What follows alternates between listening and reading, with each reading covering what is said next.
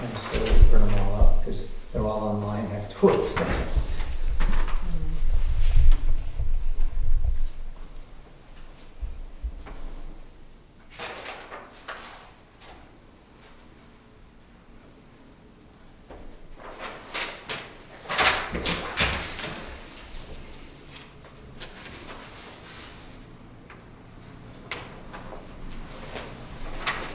I'll make a motion to accept them.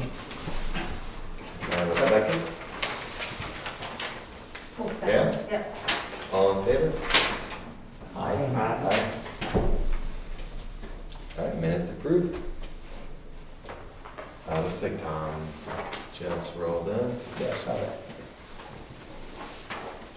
Okay, next item is Prospect Farm town meeting debrief. Couple things on Prospect Farm. The article did pass, so I guess the next step is to implement what we put in there. A couple of things, and I don't think we have to set the full schedule right now, but the apple trees got partially pruned, so we'll need to figure out how to finish. I would say, what, 20% of the orchard got pruned? Is that fair assessment? Yeah, that's it. Yeah, 20 to 30%. And then we need to move the debris. so that when they come in to mow. Which is gonna be, we have to get on it sooner than later. Yeah. Before the ticks. Yeah, well, before the grass starts growing. Yeah. It's, And the apple's ticks. not like, it's not like an ash tree. It's just twisted. Difficult branches.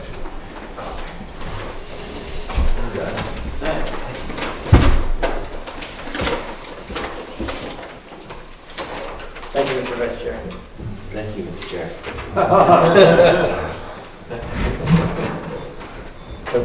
But we should, We're we're on Prospect Farm. Okay.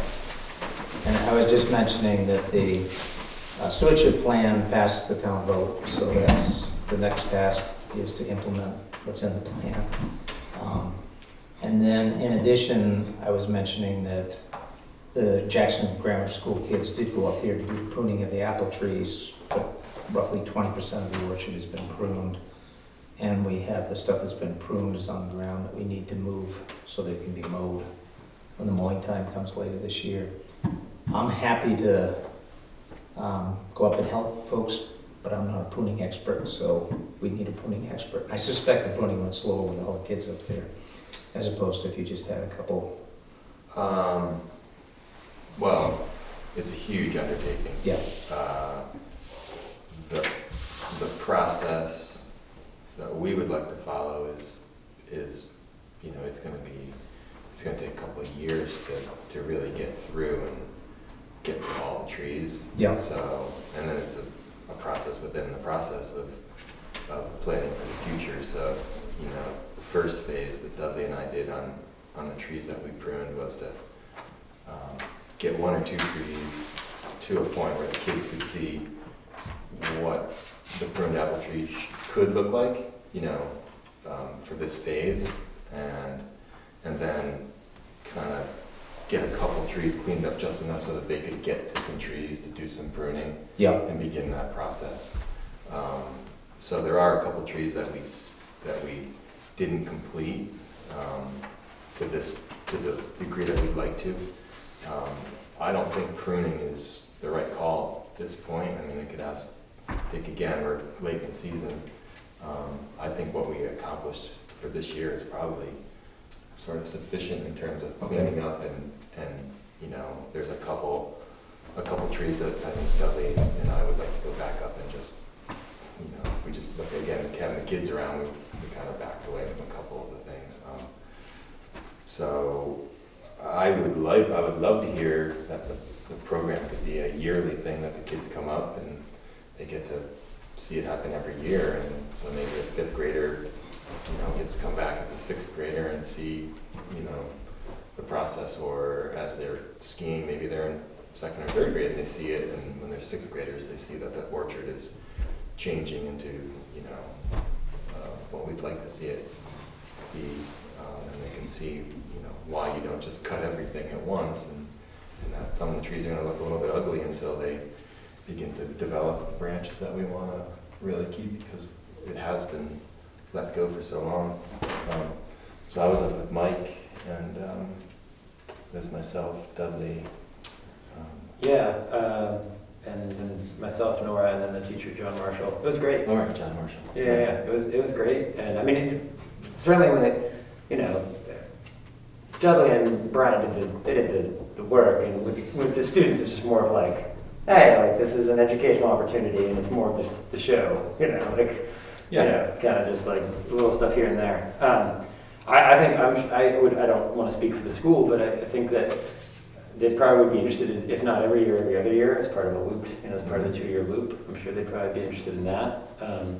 I didn't know, I was thinking the other day that it's too late now, but that might be kind of a fun town volunteer kind of event. It's like have people from the town, like call out all the volunteers and go up there and have be a kind of a volunteer work day. I know that might be kind of difficult because kind of coincides when there's lots of people skiing up there, and it would be like a weekend, so I don't know how that would all work out. But, if we really wanted to try and do a lot of trimming up there, it seems like that would be the kind of volunteer thing that people would like to volunteer for. Right? Yeah. Like, oh yeah, let's go trim the historic orchard. That's like Let's go cut stuff. Yeah, I mean, it just sounds very quaint and very fun. Yeah, it sounds fun. It's still, it's at a point where it's almost like, a couple, 2-3 people who are relatively skilled still need to go in and remove some of the stuff so that it's presentable or approachable. It's just borderline not approachable.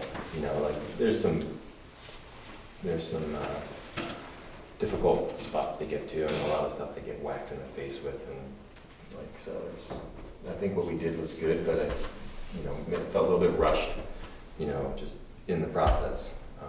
So I think having gone up there and having our first year, if we were to do it next year, and I would definitely be pruning with Dudley and others next year, regardless if the kids are involved. Mm-hmm. But I think as a volunteer thing, it sort of needs to be stretched out, because it is a big undertaking.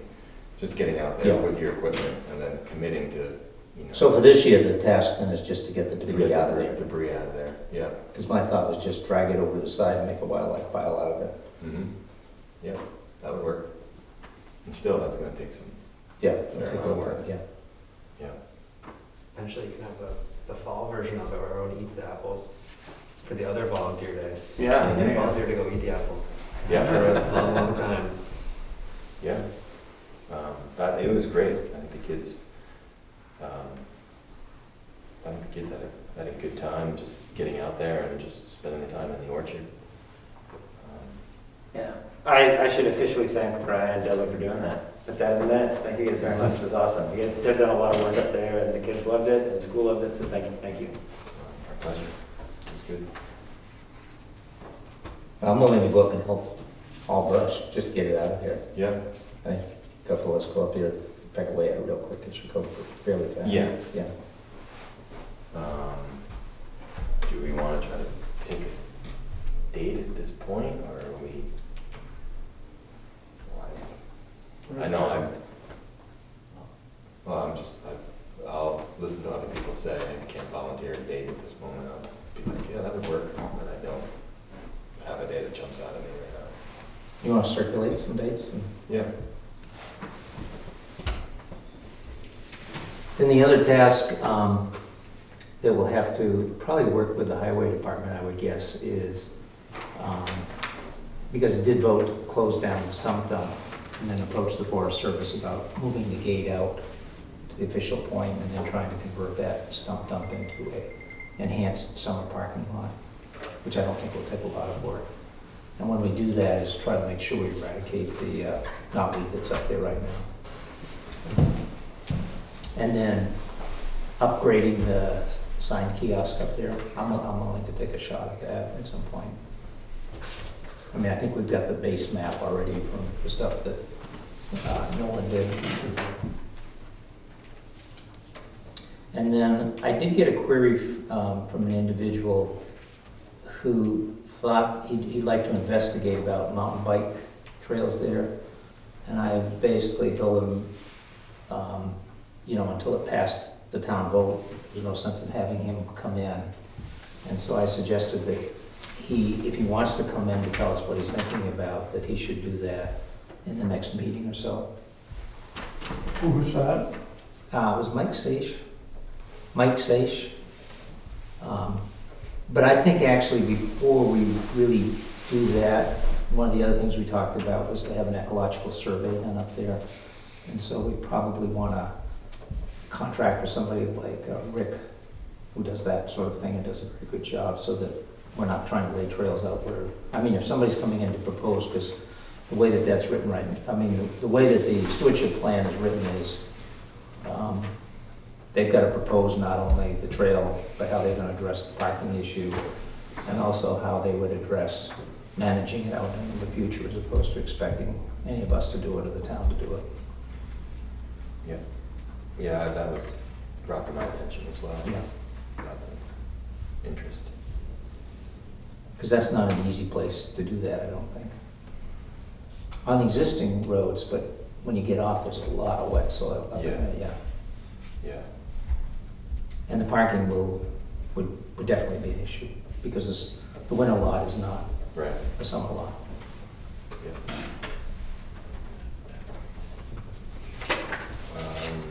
Is there more on the Prospect Farm in regards to town meeting? That's it? Anybody? No, well, before we move on, we should thank Jeff Siders for being an awesome chairman, being very generous with his time, and managing all the Zoom meetings, and which we would have struggled with terribly. And yeah, you just you pulled lots of things together. And I think you did a sensational job. So thank you very much. Thanks. Yeah. Thanks to all of you. It really was enjoyable. I will miss it. I was telling before you and Mike got here, I was just saying that of all the things that I've been involved in one way or another, this is one of the more enjoyable. And it just so happens that it was also the most logical to kind of step back from, because my term was up. So it's too bad, and I'll miss it, and I'll still be around and in and out. So this is not goodbye. Are you still gonna be in the area?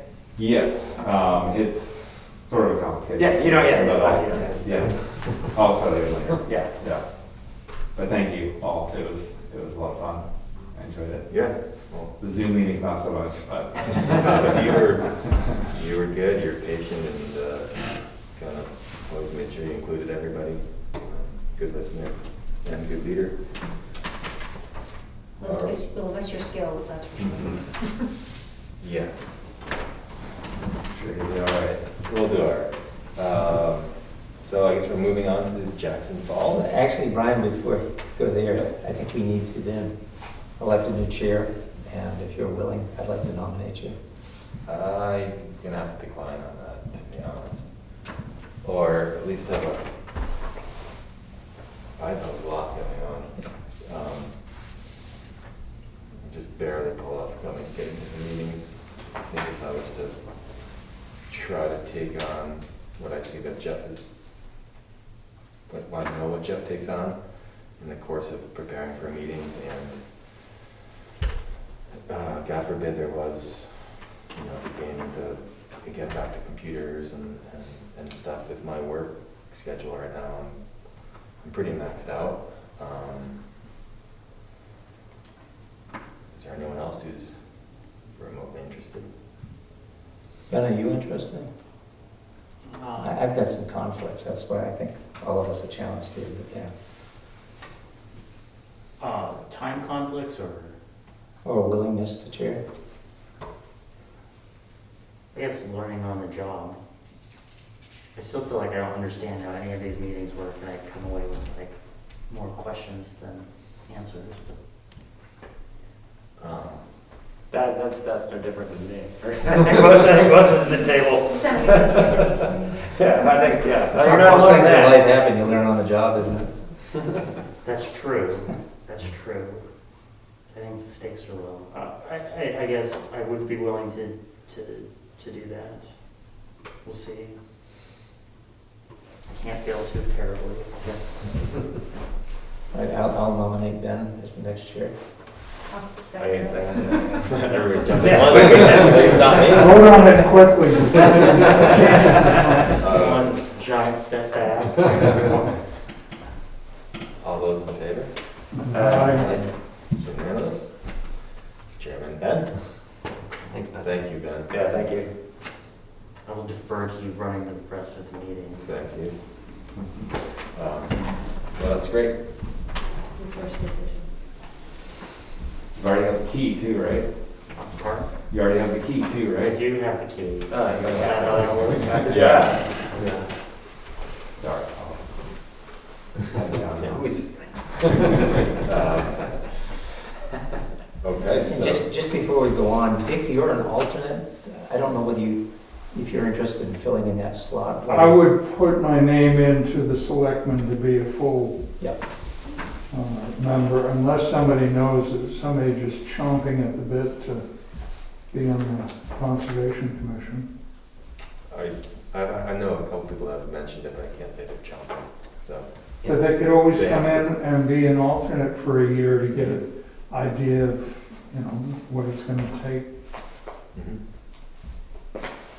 I've figured it out.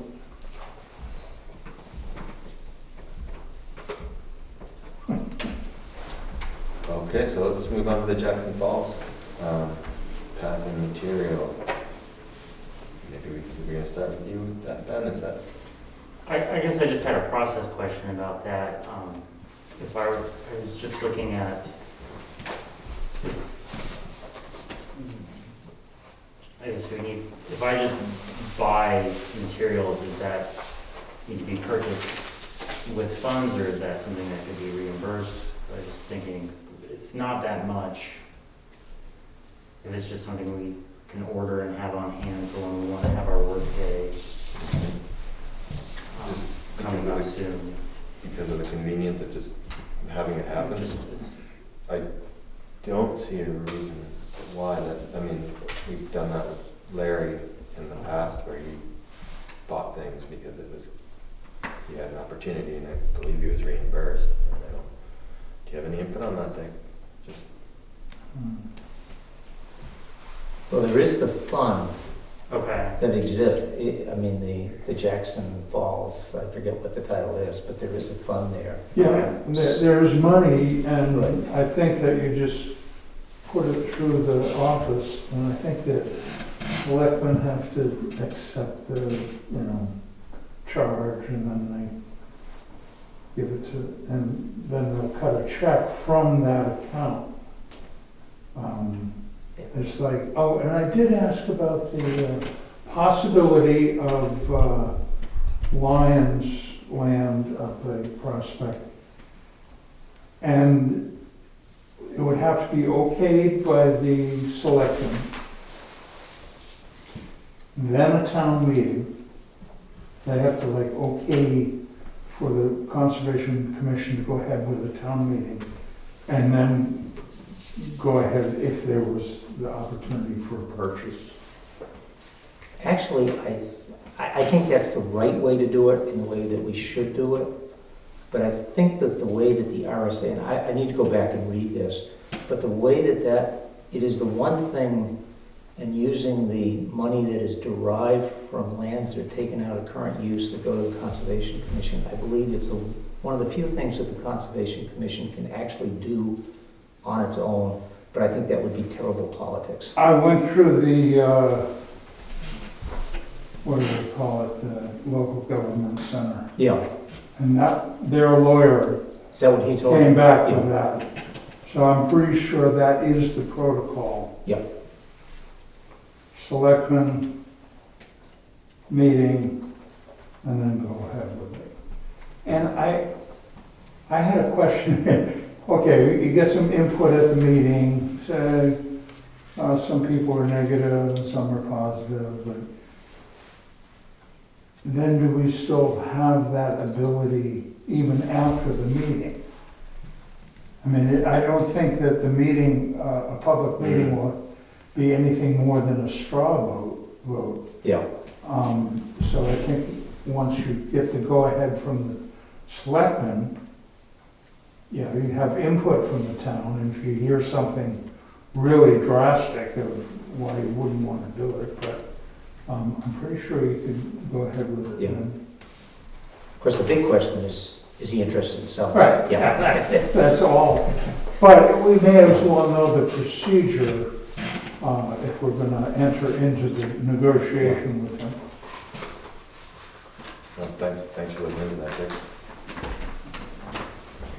Well, I guess back to, we didn't really answer Ben's question, I guess. I think it would be cleaner if the town bought it and they didn't have to reimburse you. I think Okay. that might even be preferred, as long as there's a, you know, you. So just submit a request for payment to. Yeah, you could, I mean, because some vendors the town has a direct, already has accounts with, and it's really easy, and others you need to just get the right paperwork to have the money move from the Okay. town to the vendor. I think do we have to vote on it so that then you Yes. have the authority? I think we have to vote on it, and then don't we have to get approval from the Wildcat Trust? I think it's like, not a long process, but it's not lengthy. It could be that this fits within an estimate and a vote that we already took last year to do work. I don't know what the statute of limitations on that would be, but we provide an estimate for improvements and maintenance up there for the path. And I think we're still well under that, Okay. that estimate and that budget. And so I can forward you that email. But I guess it wouldn't hurt to take a vote tonight, but at the same time, it might have already been approved by the select board previously.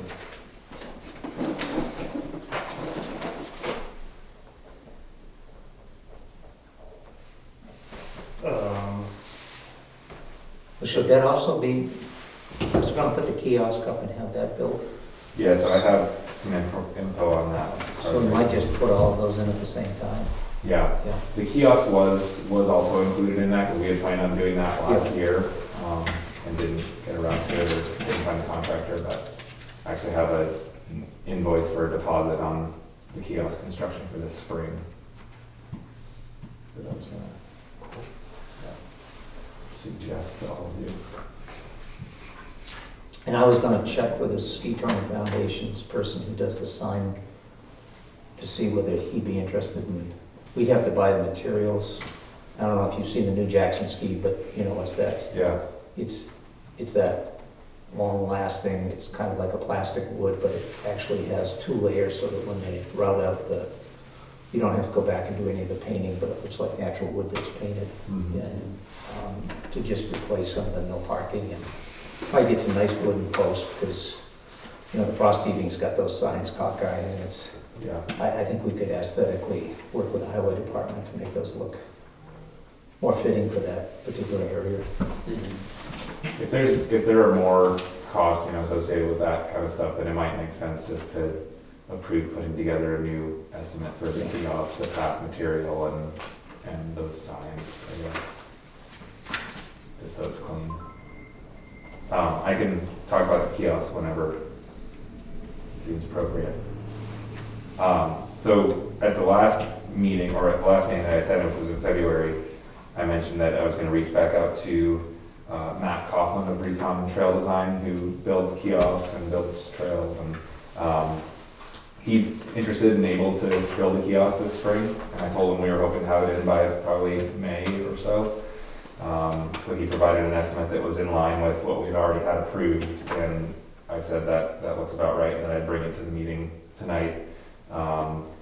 And so he's basically, it's $1,700 for a kiosk, and he's requesting an $850 deposit as an upfront payment. And so I think that What was the total cost? $1,700. Yeah. And so I think that, and that's installed. So I think the procedure would be for you all to approve that deposit tonight.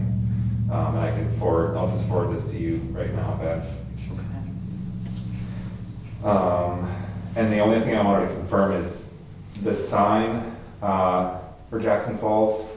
Is it 3 by 4? Oh, it's sitting right back there. We can measure it at the end of this meeting. That sounds good. 3 by 4. It might be 2 by 3. Okay. 2 by 4 seems big. Well, I'll measure it. We'll measure it. That sounds good. We can, I guess if it's a 3 by 4, space for a 3x4 sign, maybe you put a 2x3 sign and you have room for a few other things or something. Mm-hmm. Yeah. But I can confirm that with Matt. Okay. All right, so I guess we should need to make a motion to. So just forward that to Ben, the invoice. I can make a motion to put down the deposit for $850, is that what it was? Yep. $850 for Recon Trails. Do I have a second? Yes.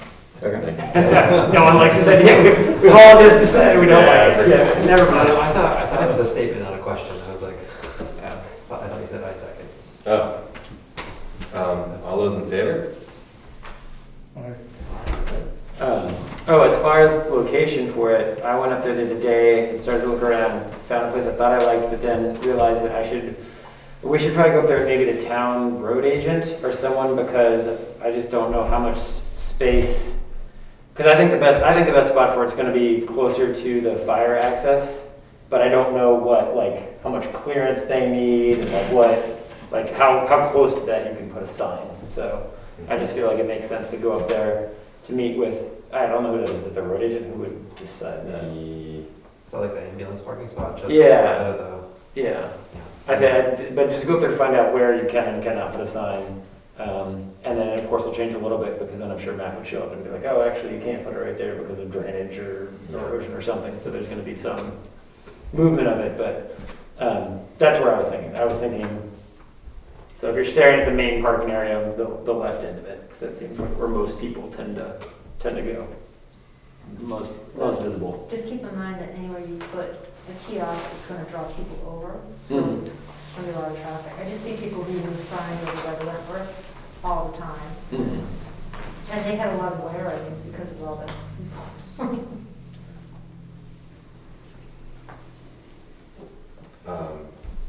So do we want to try to, I don't know who it is. I don't know how to get hold of them. Like I said, I well, don't know who that is. yeah, that will. Frank DeGracio, we know, but I think he's on vacation this week. We do have a road agent. No, Chippies. No, I'm forgetting his name actually. Andy, isn't it? I don't think it was Gary? Gary. Alan? I Gary. think it's Gary Allen. Gary, right. Yeah.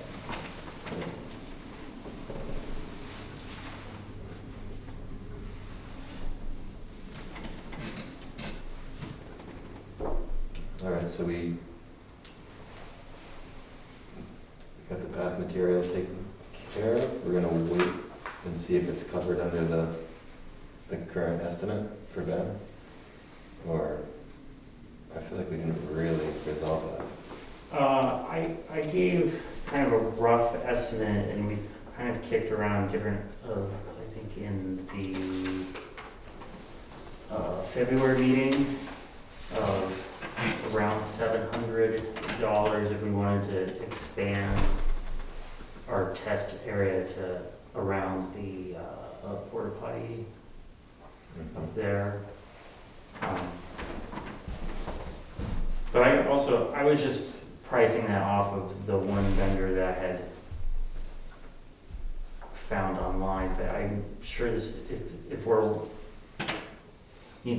it's easier to work with a pre-approved town vendor, I'm sure this can be sourced either through Eastern Green or Lucy's. So I can do that if that makes it easier to pay or process it. Does that make sense? I mean, I think we can buy it from whoever we want, Yeah. but, you know, if you have a product you like from someone, I think. It was the first thing. I have no affiliation to So it. approval gave you? Yeah. It's, Yeah, I think it's just the difference once we approve it. If it's someone who has an account, you can just show up and say, I want that, and the bill comes to the town. Okay. Versus if you go to someone with whom we don't have an account, you maybe have to go with a paper check or whatever the steps are. So it's not, I don't think it's fundamentally that different. Either way, we approve it and the town pays for it. Okay. But you're talking about maybe doing a test project up at the porta potty, but I thought we were gonna turn the porta potty around to face the road. I looked at the, Not much land there. yeah, now that the snow is gone, I mean, I think the preference is not to have it turned around. aesthetically and pointed at Valley Cross Road. And yet, that's the easiest access for somebody. But now that the snow is gone, I've taken another look at it, I almost think we could leave it the way it is, and I'll go up and double check again, you know, and just have it come down and then do a right angle right in front of that door would work, actually. But I'll take another look at that, and I'll go up and count the number of signs and get a cost. So are you still gonna do a handicap spot up there? Yeah, we need to have a sign that says 10-minute parking or something like So that. then you're gonna have people go around to the front, is that what you're saying? Yeah, if they park on Valley Cross Road, they walk south along the edge of the building and then just turn and go in the door the way it is right now. And then, I don't know if the porta potty that we normally rent in there is handicapped accessible or not. It's a big one. So the big one. It's a question whether it's got the bars in it. And then, Nor have I. Yeah. But who makes the contact to have the porta potty brought in? The office. The office? So we ought to just tell them we want one that's handicap accessible. Does that get billed to the town then through, do you know what department? Do you know what department that gets billed to? I'm trying to think. Because they have this one down here. Yeah, One on the ball field okay. and one up at the falls. So I don't know if that's town recreation or, don't know. Something. Or we can just ask when they do it. yeah, the latest insurance. Just to make it, Can take care of that. make sure, and it could well be the one they put in there is handicapped accessible, I don't know. It almost seems like they'd have to. Yeah, I would have thought so, but,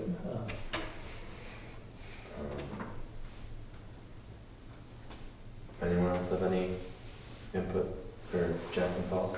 as I say, I'll try to get a price estimate as well on redoing the signs.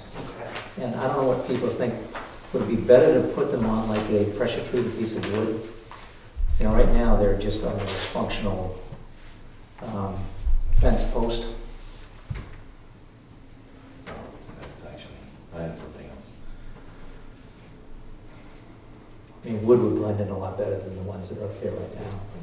I mean, the highway department was asked to put them in, they went out there, they had real quick and put them in like they were asked, yeah. If you go with a wooden post, you gotta dig new holes and, you know, all that. I would think if you wanna put the signage in this year, attach it to the The posts that are. posts that are there.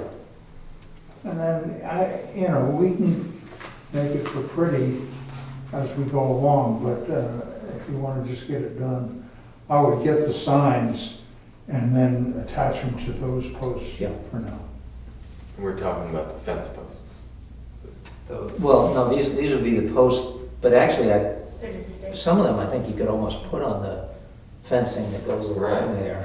Some of it I thought we could. Yeah, I'll go up and take a second look at it, but, I think they're set up for the sign to face the road.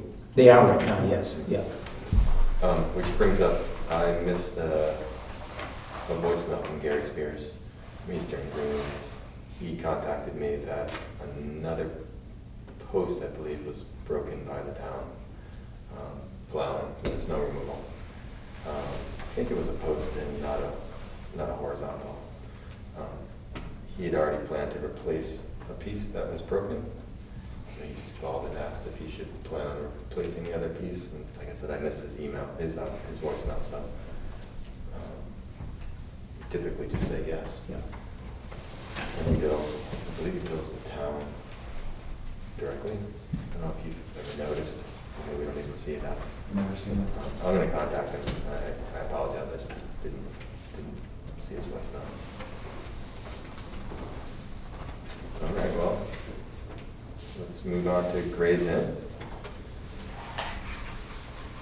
Property. I don't have any new business or information on outside of the community garden. Okay. And community garden update? Wanna go, Pam, or? Just, Sure. So we had a meeting on Thursday last week. Not everyone who was interested could make it, but I think we had 10 to 12 people there, including the library, myself, Pam, Ben, several other residents who were just interested in the garden in general, and had some good discussions. I think the key takeaways were that everyone agreed the timeline seems fairly ambitious, but potentially doable, hopefully doable. There is a lot to figure out in terms of the layout and just the actual physical construction of it. The lichen still has some concerns about how it would fit with the various things that the library does. We decided to have a site visit and an additional planning meeting Thursday, April 14th, I believe it is, at 5 p.m. So the same time as last week. Not this week, but the following week. Is that right? is it 4 p.m.? Sorry? At 4, you said? You At have it written five. down. 5. Yeah, and so the goal for that would be to actually take a look at the initially proposed layout, see how it fits, lichen can, see how their tent might fit around it, any other activities that they do. We can make adjustments as necessary. I think we're all in agreement that it's not finalized by any means, so, suggestions, comments, and all that are welcome. Pam, I think, is working on a set of draft bylaws for the committee for a future Jackson Community Garden Committee, and she's going to distribute those to the group to review and comment on or ask questions about, so that at some point in the next few weeks we could, I guess it would be the next CC meeting, those could be reviewed by this group and put forward to the select board to form a formal committee that would manage that, again, still probably for the first year with oversight and input from the Conservation Commission, but that long-term would be ideally independent.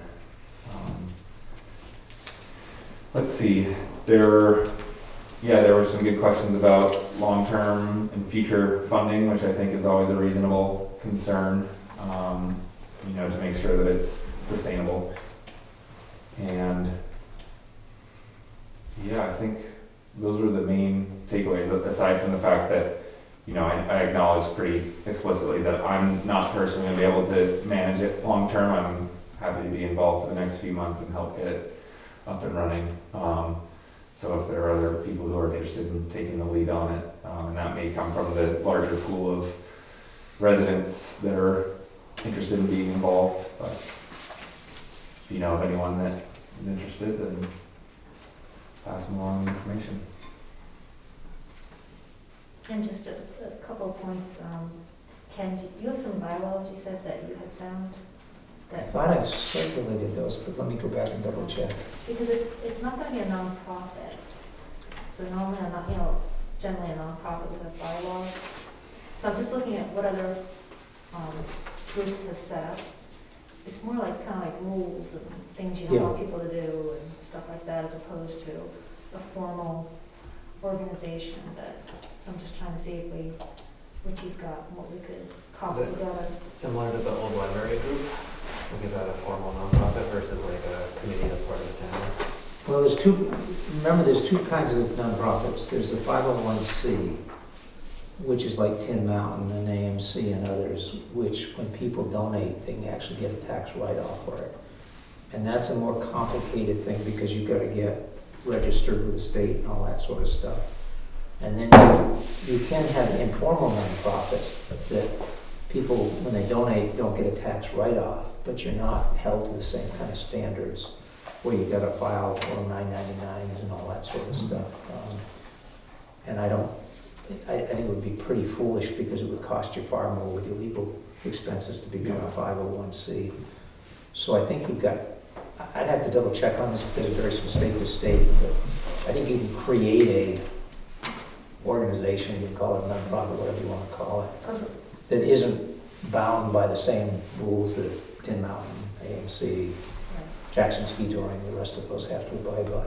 Because we're kind of under the umbrella of the town. Yeah. I mean, that's the only way we're going to set this up is having the town approve it, so. But it comes down to an organization, you know, how formal you want to be, whether you want to be, you know, having a board of directors and, you know, directors or trustees and that sort of thing, or if you just want to, you know, have like some sort of a committee or, so I'm not sure what people really want. Do they want it to be a committee of the Conservation Commission? Do you want it to just be like a separate committee, or do you want directors? I think it should be a co-op. So the members, whoever it is, they should be the driving force there.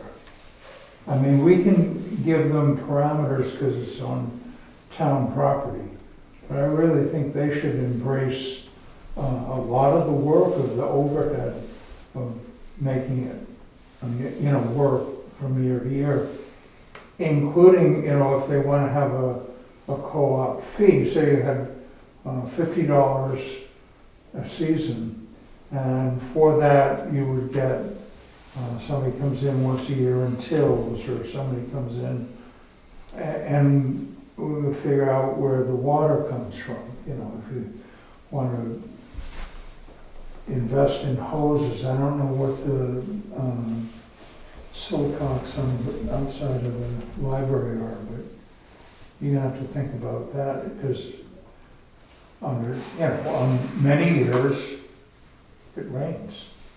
Some years it doesn't rain. So anyway, they're the things that have to be considered, but I think it's very important to get the people that are doing it involved in so much of that. I tend to agree. I don't know if that means you can get away without having some sort of, lack of a better word, board of directors, you know, someone who's the... In some of the ones I've seen, they've had like a garden coordinator who basically either volunteer or paid, and they're in charge of, you know, people coming to them and organizing, you know, whatever needs to be done, versus something that's more formal, you know. Does anyone know what they do in Bartlett? Is it run by the rec department? Yeah, the rec department runs it. But Okay, so there's like a staff person who like oversees it? yeah, but beyond just simply saying it's housed within the rec department, I have no idea what that could just be. Right. You know, a cooperative group right after that, you know. Mm-hmm. He's in charge of the property, you know, managing that property. You might have somebody who's the garden person. I don't know. But I do agree with Dick. I think that part of being involved in a community garden is to actually be involved in it as a community, not just, sweet, I don't have a spot to do a garden on my house, so I can do it here. I think there should be that level of commitment and responsibility, and just, you know, be a part of the group. And it should work, because I mean, gardeners are worker bees, so I think Yeah. they'll embrace that whole Yeah. idea. Yeah. Well, yeah, I think having something that's as autonomous as possible, so that any sort of decision-making or dispute resolution can happen within that body that doesn't, that they, whoever's, the people who are involved are the people making the decisions about what's happening there, so they can feel, buy into it rather than, well, we're gonna let someone else make all the hard decisions or enforce rules or. So you're talking about anybody who has a plot in there is going to be, you know, basically part of a consensus group is? Yeah, because then you have to figure out, like, yeah, is it a majority vote, is it consensus? How do you manage disputes? How do you, like, Get people to vote. Well, yeah. but I think we're within that are the guidelines, you know, so a set of guidelines are made.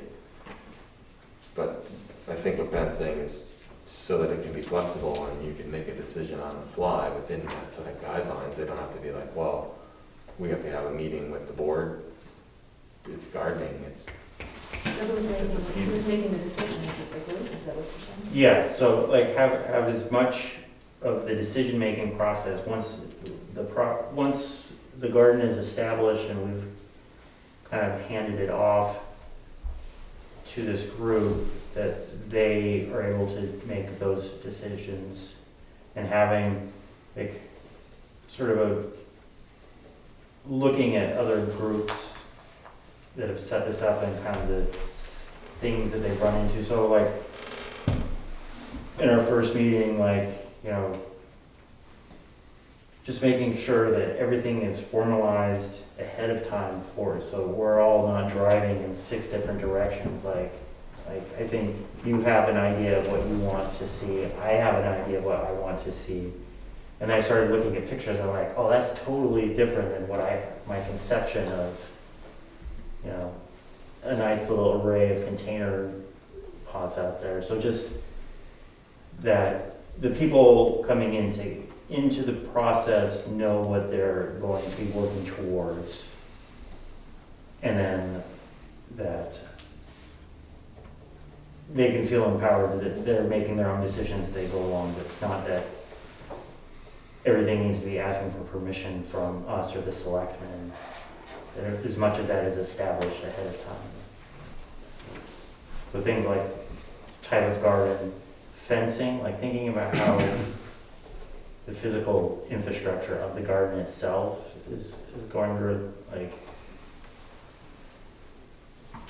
I guess we could establish what we want, but I've been talking to people where it's that gardens were established, they wanted to get it in the ground as fast as possible, and then they encounter all the pest issues that come up where they had spent the time on the beginning to make sure that they'd installed fencing correctly down and pest proofing so that voles and woodchucks didn't become a problem.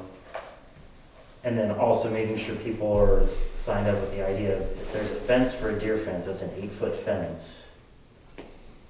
And they're like, is that what everyone's picturing?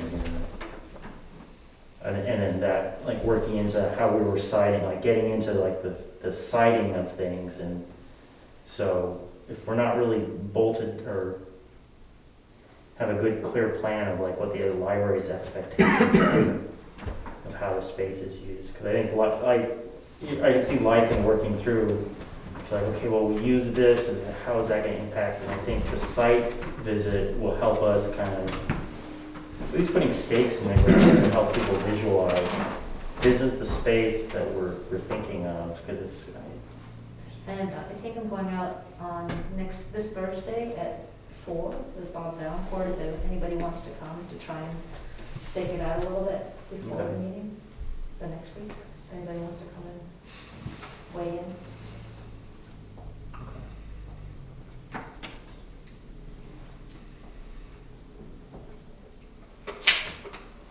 Who circulated the thing from the New Hampshire Extension Service? Was that? Yeah, I can't remember. I just glanced at it real quick. It was, and I think they were covering the full spectrum from these large, Yes. you know, co-op types of gardens down to. That's honestly one of the best written documents I've read. I glanced at it, but I thought it was. It was good. They They had a real variety between consensus-driven groups Yeah. and groups that had more formal structure. Mm-hmm. Some just had a garden coordinator. And But that may be the place to go pick your original, you know, the template from the beginning. Yeah. I guess that also raised my mind if well, I guess we're going to be amending, bringing in all of our topsoil, so like doing, like just testing out here to just know what we're dealing with, if there's anything that needs to be like really moved out of the plot that could affect the idea of what an organic garden would be. yeah, anything bad there? Anything bad in the soil back there? Because I know you mentioned that there's some lines underneath there, but they're pretty deep. Is there anything bad in the soil back there? that we should know about besides? No, I don't, I think that, other than, you may turn up some stuff left over from Great. the fire, Yeah. Well, that's the main thing. but I think you're gonna find a lot of it on top. Everything that happens with the garden, I think is gonna be brought in and, Yeah. be more on top of that, it's hard painting. It's a, That's, yeah, it's it's rock hard. rocks and Okay. it hardly grows grass.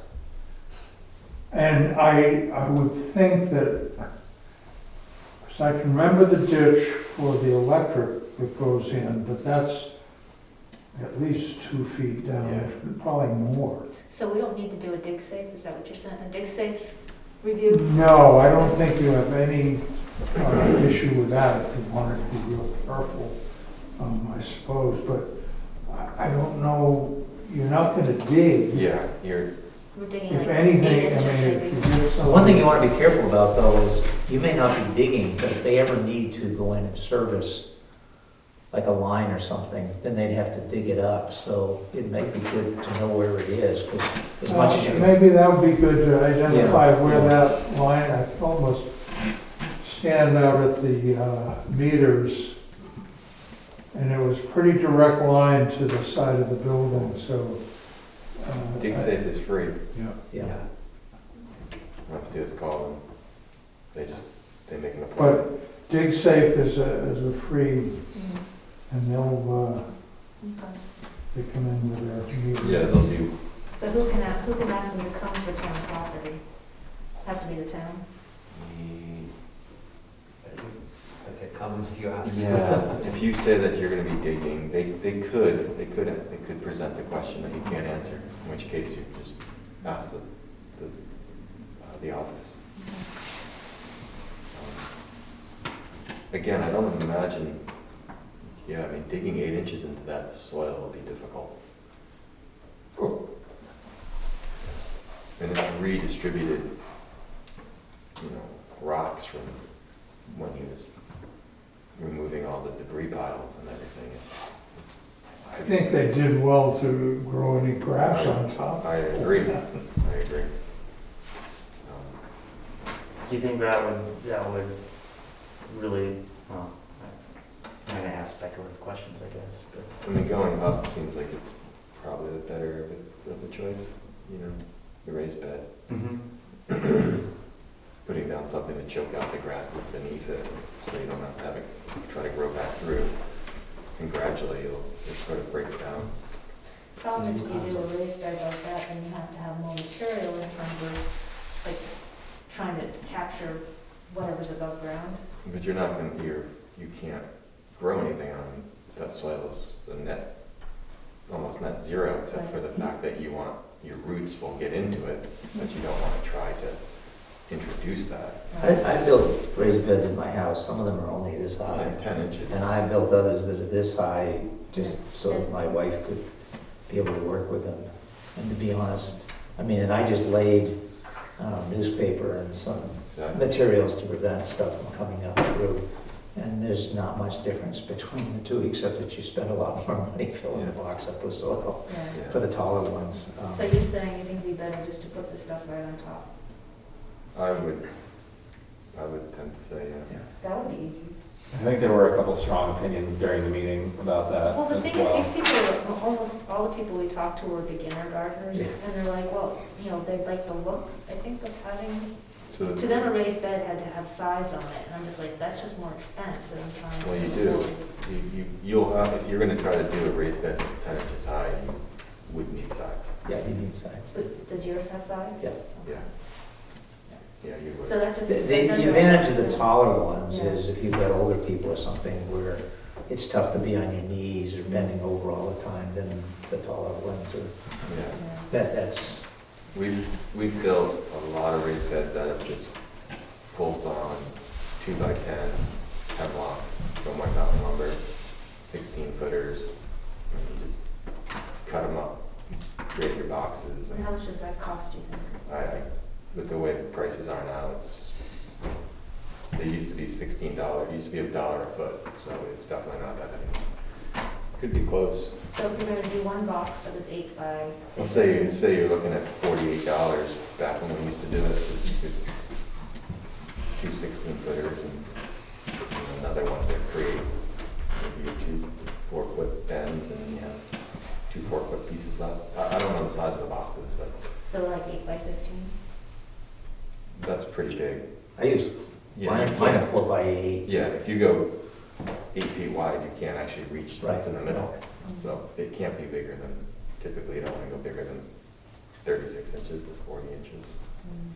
See, that's the difference between a raised, a formally raised bed and one that you're working on Because, ground. yeah, and you just need, to make a 4 by 8, you just need essentially 3 pieces of, Yeah. 8 feet long pieces of stock timber. Yeah. Yeah. But you do want a wood that's gonna But you're saying. not rot out on you real fast. Yeah, I mean, with the wood we were using, we were getting at least 5 to 6 years out of it, which is not a bad investment, because when you're all said and done, if you break that back down, you can see how the soil's changed beneath it, so you are sort of regenerating. The soil beneath it becomes more usable as the roots get into it. Are you gonna deal with the use of pesticides? Well, I was hoping it would just be organic and not have to deal with the pesticides. Well, right, I mean, I'm sure you'll have both ends of the spectrum come forward, but I thought that was already decided upon, that it was no Okay. pesticides and no, No. Well, I mean, we can set the rules to begin with, and I guess if people want to change them, they can, right? I mean, that's a. I mean, it's just a weird way to start. It's a library with kids. It's like, why would there be pesticides? Why would there be anything that? Some of the places, some of the materials I looked at that then sent forward, they had, some places have the spectrum. They have people who want to have, don't want to do organic at one end, and people who want to do organic at the other end. But to me, it's like if you're going to spray, it's going to affect all your insects, but that's what I'm saying, these were all different models that they had. And I think in the past, when we talked about how decisions like that would be made, there were certain decisions that seemed to rise to the level of requiring Conservation Commission input or requiring town approval. And to me, that seems like one that would warrant Conservation Commission input and or town approval. And So changing, if we say it's organic and they want to change it, we'd be able to weigh in. yeah, and maybe that should be formalized in some set of rules for the committee. Is the town setting general guidelines or bounds on the whole process? Like, similar to that, like, you get these 25 square feet in which you cannot use pesticides, go? Or is it like that simple, or is there? I think that's what we're kind of circling. I think we've acknowledged that before we construct anything out there, and this is put, in that timeline and has been discussed at meetings that I've been in the past with the select board, that before we put anything out there, that we will come back to them with the final plan with a set of committee bylaws, and get their approval on all of that. And that includes the Conservation Commission too. So, yeah, there are a number of things to be worked out, but I think they would all come back before all of you and the select board before anything gets put in the ground, except for some stakes to visualize it. Yeah, the only other thing that I surprised that I didn't bring it up earlier is just like even calculating, like you can have a light meter just to see how many hours of direct sunlight are you getting. There's times of the year we would be surprised that maybe you're not getting the adequate amount of sun to grow potentially something that somebody's expecting to be able to grow too. So that's you always like, oh, look how much sun it gets, but maybe that's before there's leaves on the trees, or the sun's in a certain aspect of a building blocks something. Just, another thing to think about. Just Yeah, Lakeland was worried about our tent. yeah, I mean, as I The sun hear the comes tent, the building Yeah. spaces, needs to be thought about as well in terms of placement. Because somebody might be pretty disappointed when they realize that they're, getting a lot of shade or not sun that they want to grow tomatoes or whatever it might be. You want a solar contractor, because they'll come in and do those calculations for you real quick. I bet you there's something online. I think there is online, Yeah. yeah, if you use the phone and put yourself there, but I don't know if it calculates like a building like that, but. I guess it depends on which way the sun's coming from at what time, you know. Just whether the building would be an issue. Seems to me it's always very sunny out there, but Mhm. Yeah, I it's just don't my, have a full you know, grasp of impression. the exact location either. It's, you know, back from the hydrant behind there, and you have to go back below the plow line. Mhm. So there's a first tree, and that's where it would start. Okay, okay. Then we can either go straight back, or you can go turn it sideways. Mhm. Well, further back you get, I think the better. Except then you run into Lycan's tent. Hmm? Lycan has a tent out there. Hmm. It's off to the left of the back of the library, and it's big. Hmm. And she needs a 10-foot clearance all the way around, so. Okay. Stakes. Yeah. Yeah, I think that the site meeting will be helpful for a lot of this stuff. You go out there with a compass, and my quick guess would be you'd probably do better with light this way than that way, but you can go out, probably figure that out pretty quick Mhm. with a compass and just stand there. And Well, the library is oriented on, Yeah. on a cardinal point, so Yeah. it's, So you think it'd be better if it was I mean, perpendicular? go out and verify it, but I would just double check. I mean, everybody's garden, mine is suffering now because all the trees have grown up, and when I first put my raised beds in, they got plenty of sunlight. Now, it's a Yeah. chainsaw job. Yeah, that's all I'm kind of getting at, is like just, But you got, I think a lot of your canopy up there is probably, not maximum height, but probably close to it.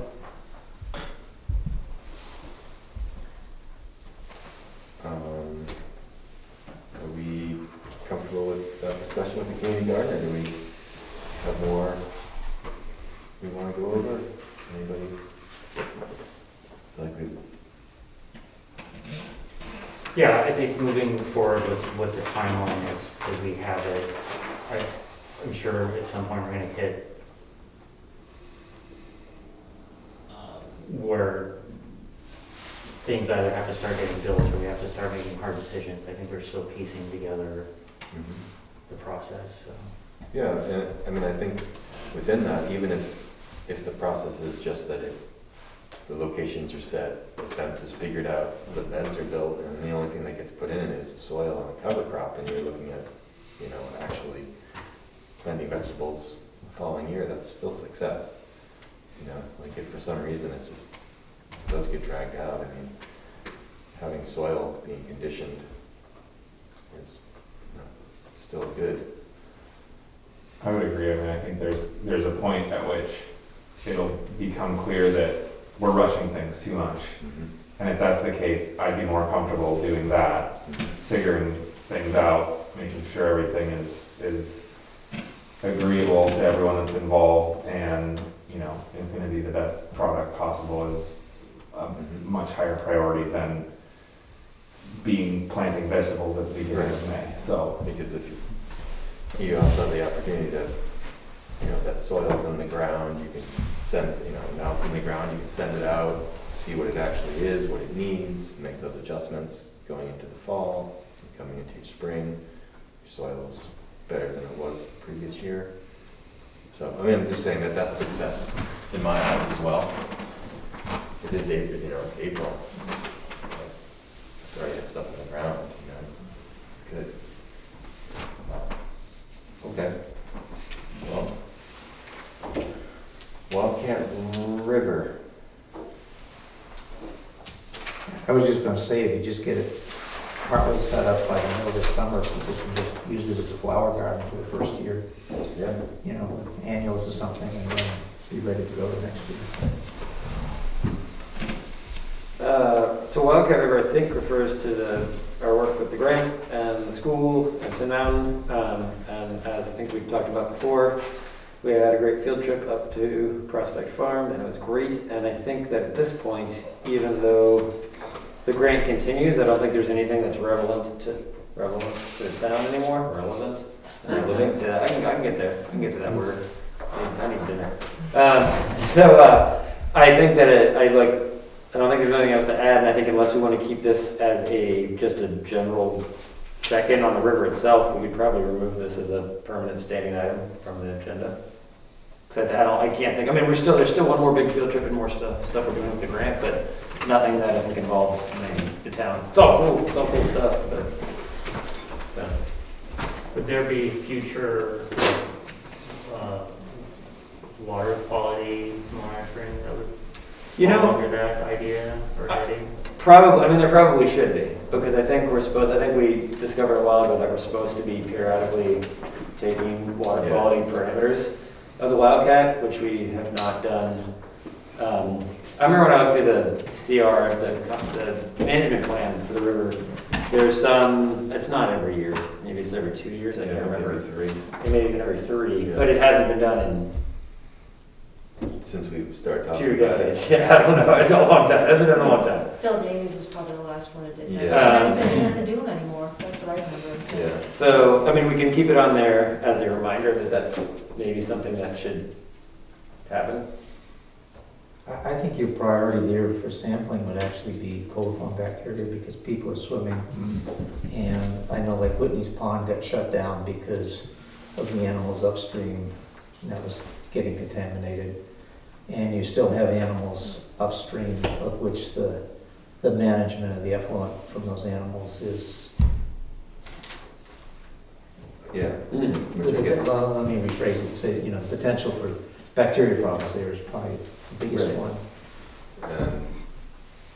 I feel like we've discussed this in the past, but there were 2 people who mentioned the goats at the petting farm, the Low Whitneys, that those goats are right at a drainage as well, and that goes.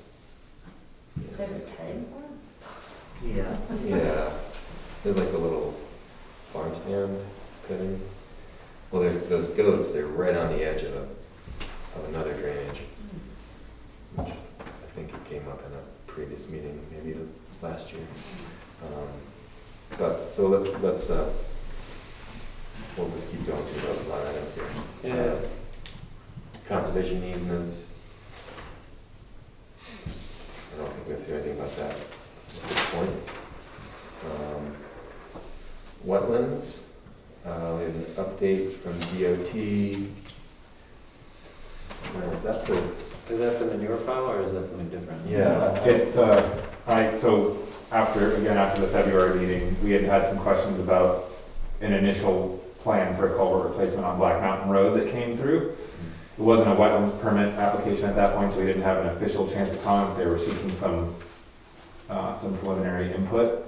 And I think the main question that we had coming away from that discussion was how fish passage would be accommodated. So I reached out and asked that question. That was the update that I put on here, was the response from DOT to that question. I can read it if everyone wants.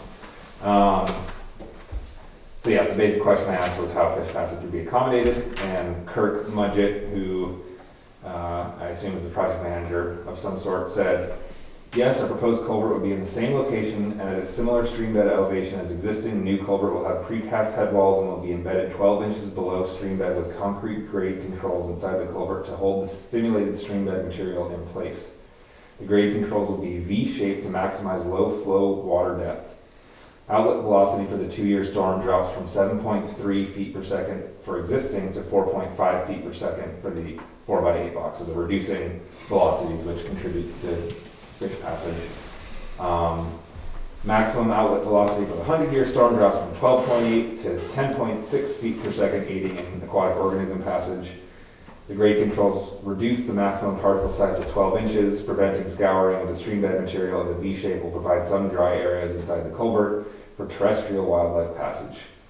The natural bottom is the initial goal. However, due to the slope of the existing natural stream, the grade controls are needed to hold that stream bed material in place during higher flows. Thanks for reaching out then, Jeff. They've thought about it. Yeah, I mean, I will say that DES in general is being much more stringent on that kind of stuff these days. So I would say it's fairly rare that you'd see a culvert replaced without some sort of natural bottom as a requirement for the permit, or at least an attempt at some sort of natural bottom. So it all sounds appropriate to me. Okay, so that's the wetland, that's the only. I think So- that permit so- will still be coming through at some point for an Okay. official comment, but.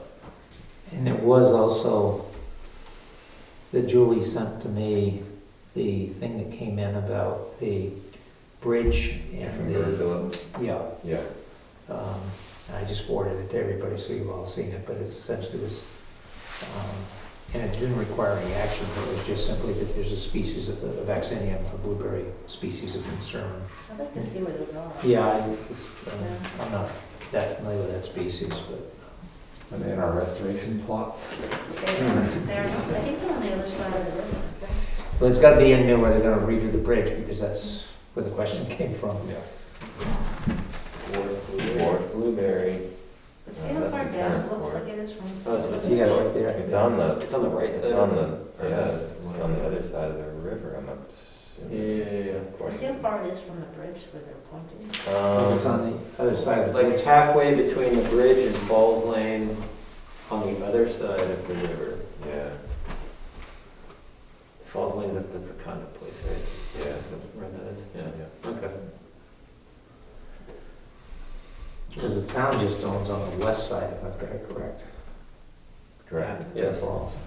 And I talked to Burr, and he was basically just saying, hey, he was hoping that the Conservation Commission and the selectmen would just basically, I thought he said, write something just saying, yes, we agree with this and would like to see this take place, just to help keep it rolling. They were, I guess, feeling, Well, I was confused. I haven't read it in a little while, but my read of it is if they were going to impact it, they had a mitigation plan and they would have to implement the mitigation plan. That was my interpretation of the There were read. two versions of this. Huh? Yeah, there were two versions of what they were gonna do. Yeah. First version was, we don't think we're gonna impact it, so we don't need to do anything, but if the second version kicks in, then they had a mitigation plan for it. yeah. Didn't say what it was, but that was my understanding It's when like I read they it. reverted back to an earlier plan. Yeah.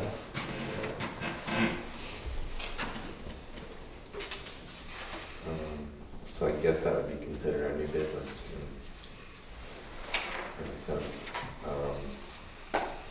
Yeah, so we don't have to do anything about it, just that we're now educated that this is happening.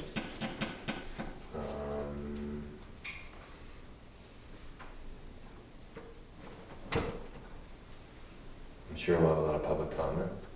I have a quick question. I don't know if people know. Someone told me that at one of the select board meetings, they were talking about the Jackson Highlands property that the town was going to sell or put into easement, and they wanted to talk to the Conservation Commission.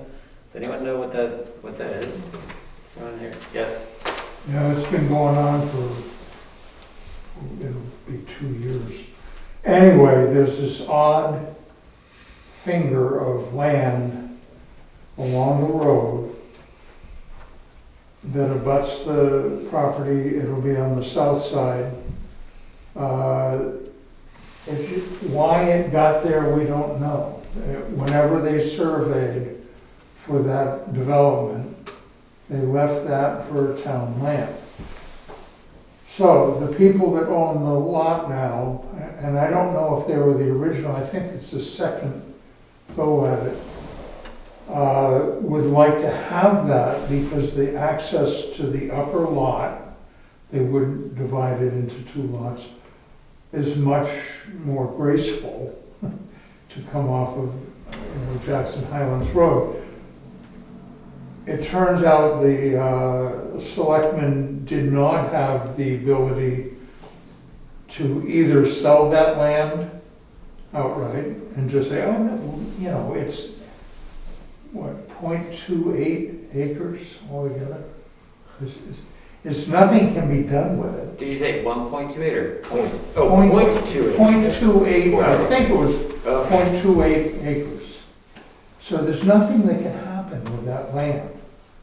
You know, nobody can put a house on it. No, that's- So it just seemed that it would be beneficial to the landowner and to the town. I mean, I think the price was $25,000 they're gonna sell for it. And somebody said, oh, that's nothing, you know. That's what the school wanted for a survey, $25,000. $25,000 that's money. And $100 is serious money. If you can save $25,000 and then you have that on the books as an assessment, a little bit more land for those lots, it's money coming into that. But anyway, it's been going on, and now some neighbors, it's going to impact. I don't know. When it first came up, there was no pushback from anybody in the neighborhood. I mean, it was just the idea that the selectmen could not just say, yeah, that's a good idea. Let's do that. We'll sell it for, and we went to the, town assessor, and he would assess what that little strip of land is. So $25,000 was, fair price. It wasn't over the top, it wasn't, a giveaway. Where exactly is that spot? Where is that spot? 'Cause I'm thinking of a piece on It's the the north side. first lot on the right as you go up Jackson Highlands. Okay. Is it what just sold? Is it what had been, there was like a 7-acre parcel that was for sale, right? That was I right think there. they can divide it and get 2 building lots, Okay. which is what they would like to do.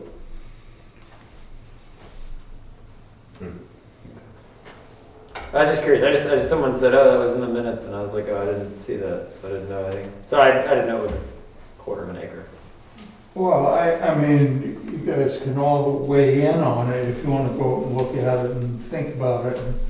But I just don't see it's detrimental for the town to sell that land.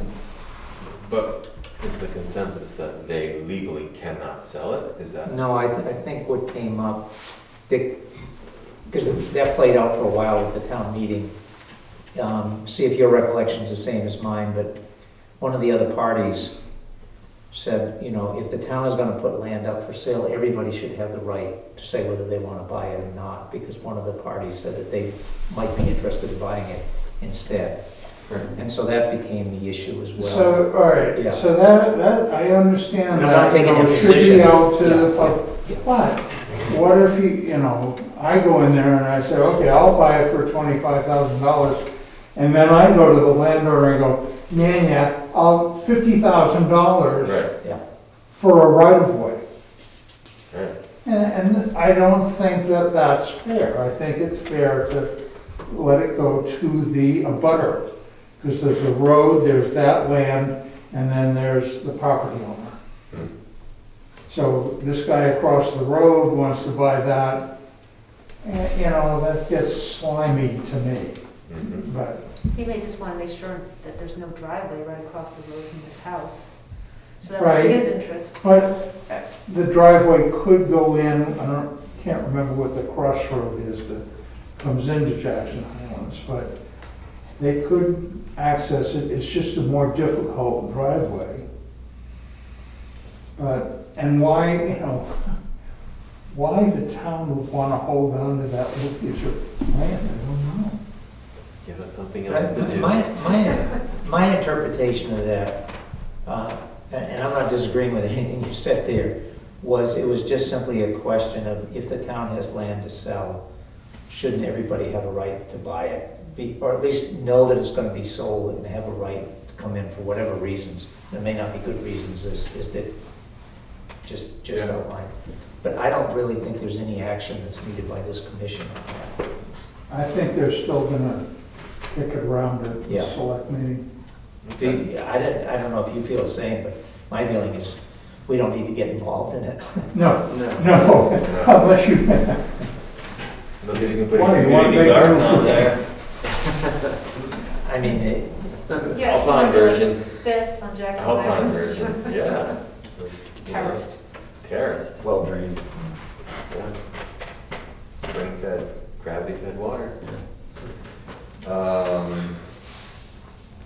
Okay, any other new business?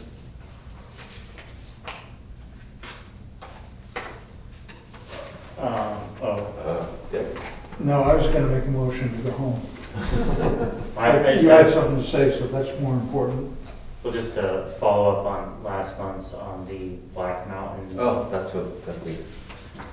was it, yes. It's still there, Yes. The larger. it's larger. We voted you to write a letter, so. Hmm.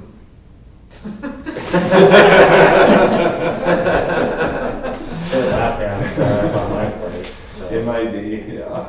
Yeah. And the last thing I did for the Conservation Commission was to make one more good friend. I didn't intentionally avoid it, I will say that, but I did not get to that.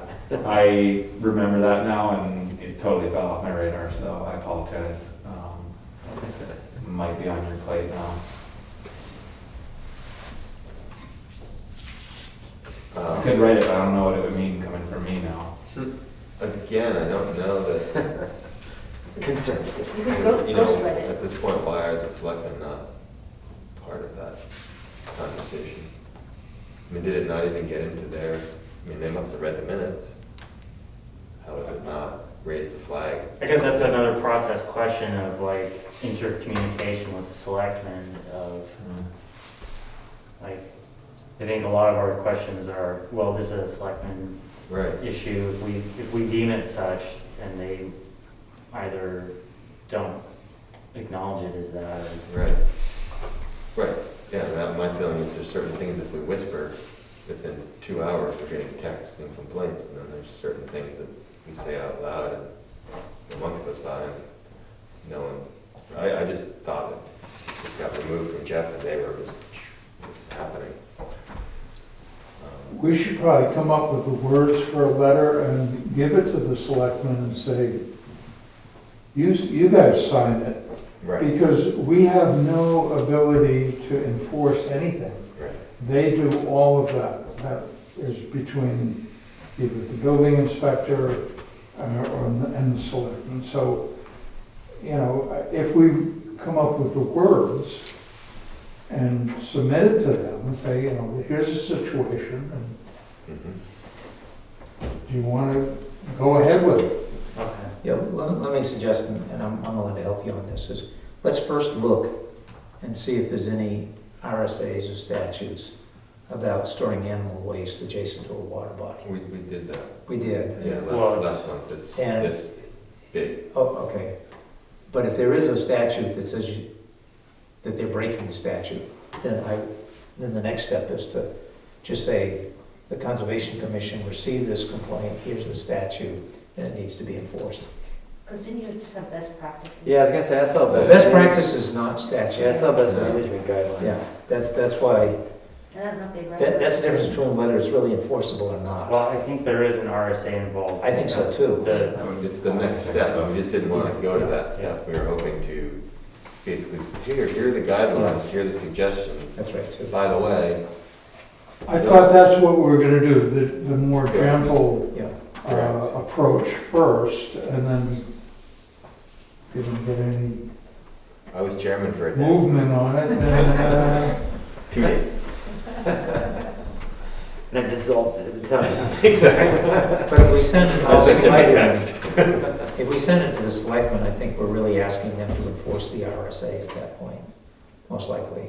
I think the enforcement mechanism is with the Department of Agriculture. Yeah, yeah. It's outside of the selectmen's ability.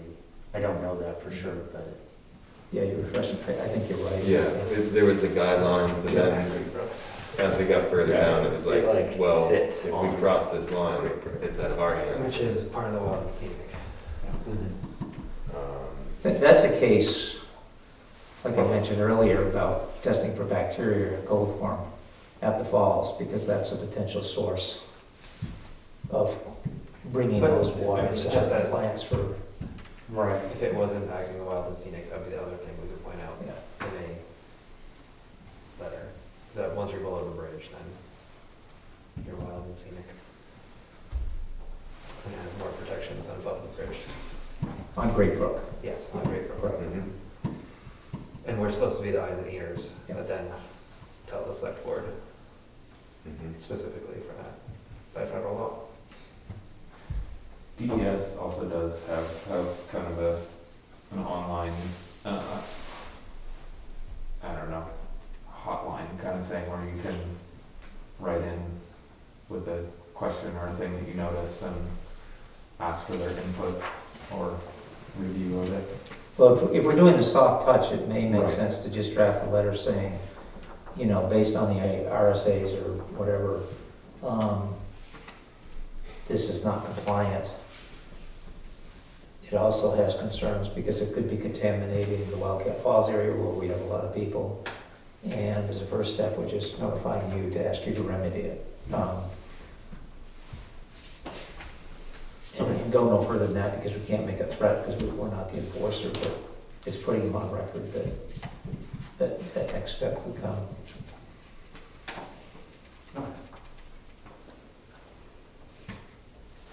I make my motion now. That was to go home. And a second? All those in favor? Meeting is adjourned. Thank you. Yeah, it actually works out better that we waited a month, because Yeah. we talked about